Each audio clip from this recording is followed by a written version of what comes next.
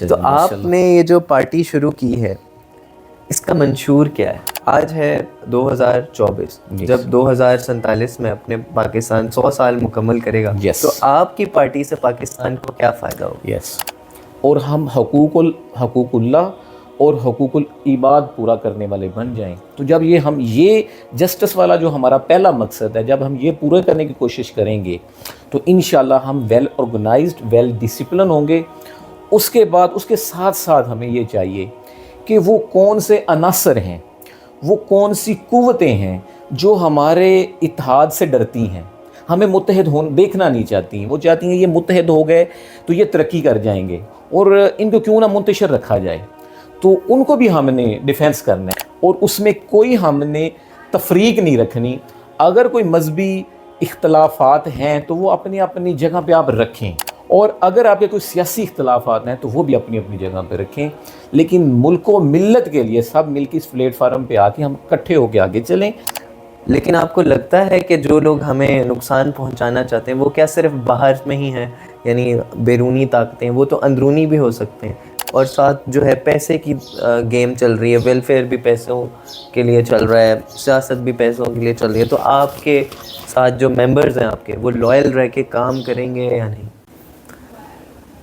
السلام علیکم ناظرین، میرا نام حمدوش عدنان ہے اور آپ دیکھ رہے ہیں تنظیم ملت پاکستان۔ دوستو، ہمت کرے انسان تو کیا نہیں ہو سکتا، وہ کون سا کام ہے جو وہاں نہیں ہو سکتا۔ ایک ہمارے ساتھ نوجوان ہے، اقبال کے شاہین ہیں،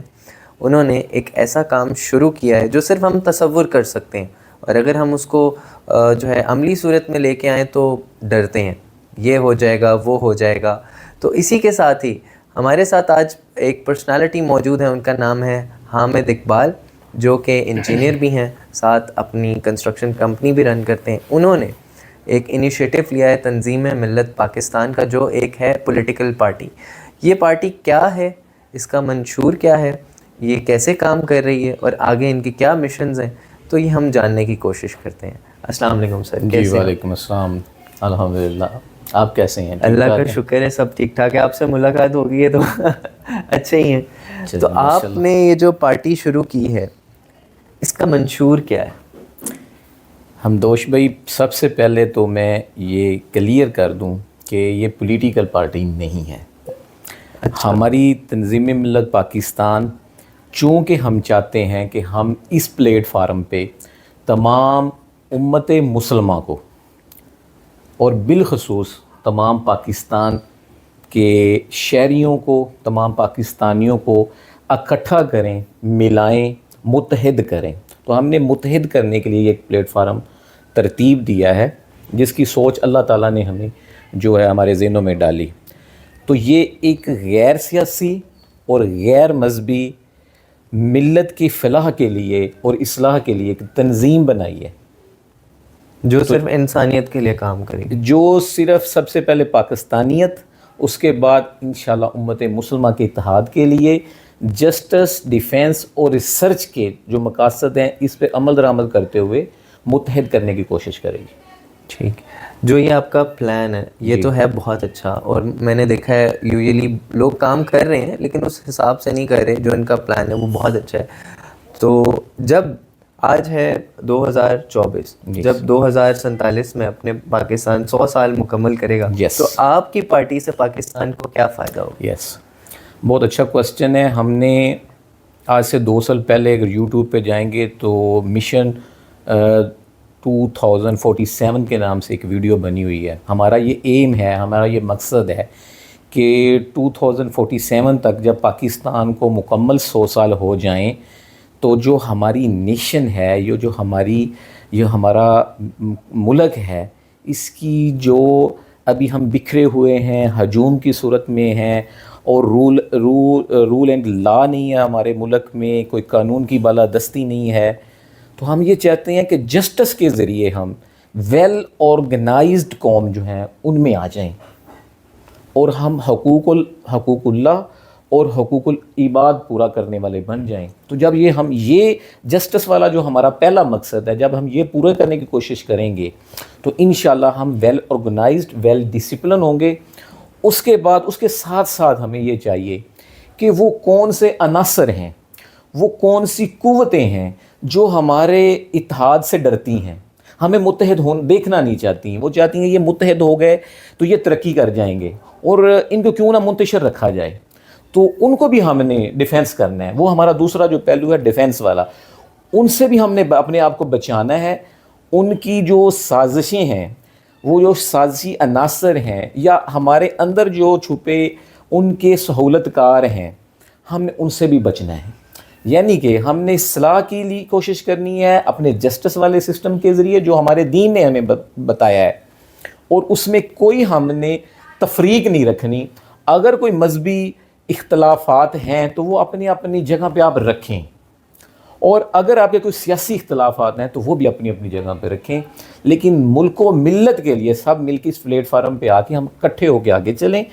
اور جسٹس کے نظام جو ہمارے دین نے ہمیں دیا اس پہ عمل درآمد کریں، اور ڈیفینس کے ذریعے ہم ان قوتوں سے اپنے آپ کو اویئر رکھیں اور ان سے بچیں۔ اور تیسرے نمبر پہ ریسرچ کے ذریعے جو ہے ہم اپنی جو ہر طرح کی کوششیں ہیں وہ لا کے ہم ٹیکنالوجی میں اپنے آپ کو آگے لے کے جائیں تاکہ ہم دنیا پہ اپنا لوہا منوا سکیں۔ یہ آپ کا جو ایم ہے بہت اچھا ہے اور یہ آپ کر بھی رہے ہیں،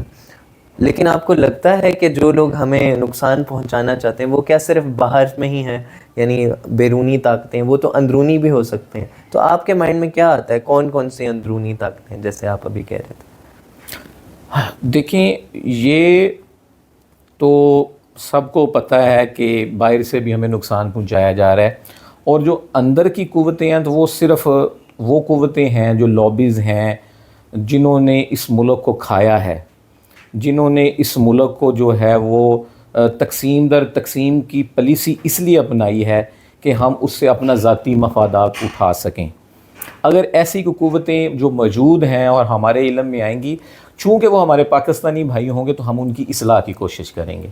اور ان سے بیٹھ کے ڈیبیٹ سے اور ان کو کوشش کریں گے کہ وہ ملک و ملت کے لیے اپنا کردار ادا کریں، اور جو انہوں نے آج تک کر لیا ہے اس کا محاسبہ ہمارے ادارے کرنے والے ہیں۔ ہم تو محاسبہ نہیں کر سکتے، ہم تو ایک تنظیم کے طور پہ جو ہے وہ آئے ہیں، تو ان سے کوشش کریں گے کہ وہ اداروں سے ریکویسٹ کریں گے کہ آپ ان کا محاسبہ کریں، اور ان سے ریکویسٹ کریں گے کہ وہ اپنے آپ کو محاسبے کے لیے پیش کریں، اور دوبارہ سے اپنا محاسبہ کرنے کے بعد دوبارہ سے اس پلیٹ فارم پہ آئیں اور ملک و ملت کے لیے اپنا رول ادا کریں۔ اور جو بیرونی قوتیں ہیں ان کے لیے جو ابھی تو ہم زیر تنظیم کے لیول ہم ان سے ان کی جو چیزیں ہیں جس کے ذریعے وہ ہمیں ڈیمیج کر رہے ہیں، اور 76 ایئر سے کر رہے ہیں، وہ سب کو پتہ ہے۔ انٹرنیشنل اسٹیبلشمنٹ ہے، کچھ ممالک ہیں ہمارے دشمن ممالک ہیں، تو ان کی وہ جو چالیں ہیں ان کو ہم نے پرکھنا ہے، ان پہ گہری نظر رکھنی ہے، اور اپنے آپ کو اس سے بچانا ہے، اویئر رہنا ہے۔ ہمارا یہ as a civil society, as a شہری کے طور پہ ہم یہی کر سکتے ہیں کہ ہم اویئرنس پھیلائیں، اپنا پیغام پھیلائیں اور اچھا، یہ جو آپ نے بات کی ہے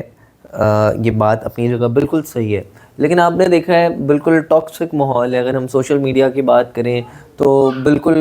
لائک گالم گلوچ ہے۔ اگر پی ٹی آئی کی بات کی جائے تو P T I known league کو گالی دیتی ہے، اور جو پیپلز پارٹی کے کارکن ہیں وہ ان کو گالی دیتے ہیں، تو ایک ٹاکسک ماحول ہے۔ تو کیا آپ سمجھتے ہیں اس ٹاکسک ماحول میں، اور ساتھ جو ہے پیسے کی گیم چل رہی ہے، ویلفیئر بھی پیسوں کے لیے چل رہا ہے، سیاست بھی پیسوں کے لیے چل رہی ہے، تو آپ کے ساتھ جو ممبرز ہیں آپ کے وہ لائل رہ کے کام کریں گے یا نہیں؟ جی، اچھا کوسچن ہے آپ کا۔ دیکھیں جی، یہ اللہ تعالیٰ کی رضا کے لیے ہم کام کر رہے ہیں، تو ہمارا تو مقصد کلیئر ہے، ہمارا مشن ویژن واضح ہے۔ ہم سمجھتے ہیں اس وقت تک جو دوست ہمارے اس قافلے میں شامل ہوئے ہیں انتہائی باصلاحیت ہیں، نظریاتی ہیں، مثبت سوچ رکھنے والے ہیں، اور شاید اس لیے وہ پہلی صف میں آ گئے ہیں۔ اور ہم سمجھتے جو اس وقت جڑ گئے ہیں جو آگے جڑیں گے، کیونکہ اس میں نہ تو کوئی سیاسی آپ مفاد اٹھا سکتے ہیں، نہ آپ کوئی مذہبی اپنے عقائد کو فروغ دے سکتے ہیں۔